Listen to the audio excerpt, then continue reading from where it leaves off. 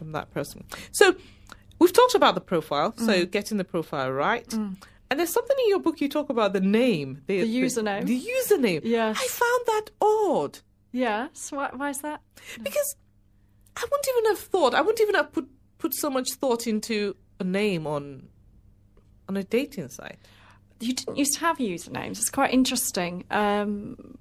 I think when I dated, when I did online dating, I didn't have a username. But now I think every site has some kind of username. So, I mean, do people want to know what that is? Because people might not be aware of it. So when you do online dating, it's the name that you use to sign up to. Yeah.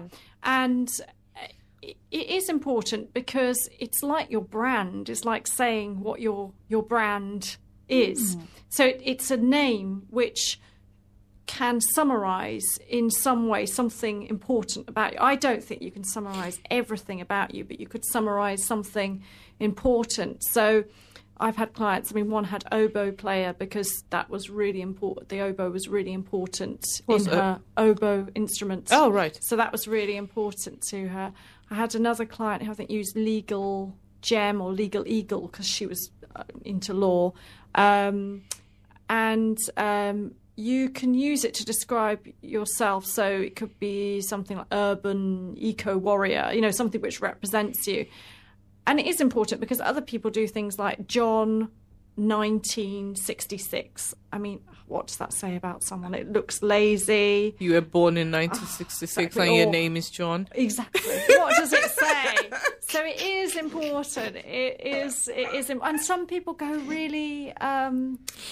They can put people off by being too sexual or too obvious. So there's lots of things that actually you want to really consider. I think the suggestive names are that you're not really looking for a relationship. No, you may be looking for a relationship, but you wouldn't get the right type of relationship with the name. I think it's like your profile. It's like your shot, your profile photo. Yeah.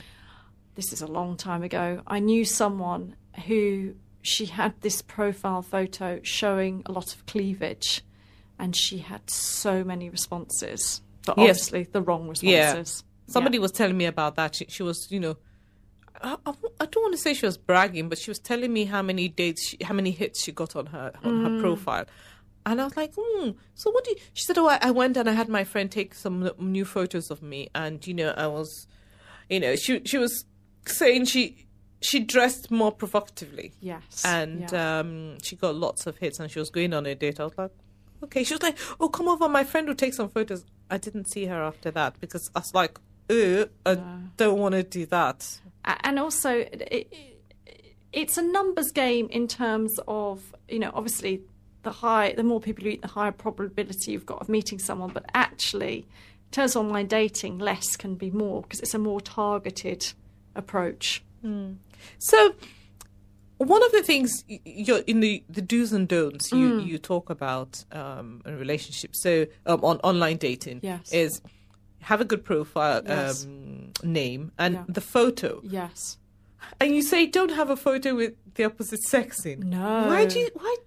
Because it makes it look like you have... Someone will immediately think, oh, that must be an ex, or that must be a current girlfriend, or that must be a current boyfriend. You want to show yourself as single. There's, that's what you're representing yourself as. And you say don't have pets in No, don't have pets. I found that really... I laughed when I read that, but I guess I could understand that. Well, it's like if you see someone lovingly hugging their dog, you think, well, what space have they got in their life for me? Do you think people really think like that? Yes, subconsciously, yes, definitely. Oh. Yeah. So what else? What are the don'ts? For the photo, your photo, like you said, your visual, the photo can mean that you get 0 response or 100 responses. People, when you go online dating, although you think, oh, I read the profiles, your initial filtering is based on photos. You think, oh, I'm going to look at the profiles. But if you don't see someone who's vaguely attractive, you're not going to read their profile. Typically, that's how people will do it. And particularly men, because men are more visual than women. Yeah. Visual is so important to men. So, your photo if you can get, I mean, I know people who've had professional shots done and it's upped their response exponentially. So, and you can get them done quite cheaply now, professional shoots. Yeah. And some studios will do them specifically for online dating. Oh, really? Yeah, yeah, they'll do deals. And, you know, go for the head and shoulder shot. You don't want to look too corporate because this is about a relationship, so you want to have a more relaxed shot.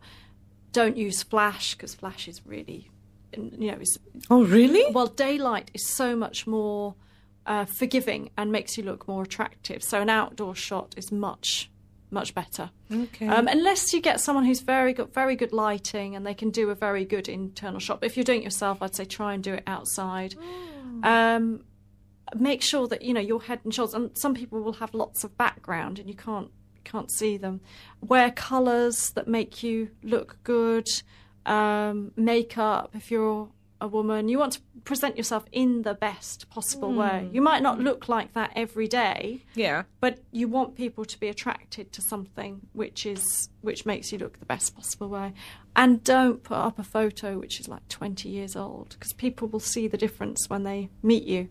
Yeah, I think men and women do that as well. You know, if they've put on a bit of weight, Yeah. you know, they'll look for that photo that, you know, they took when they were a size 12. That's right.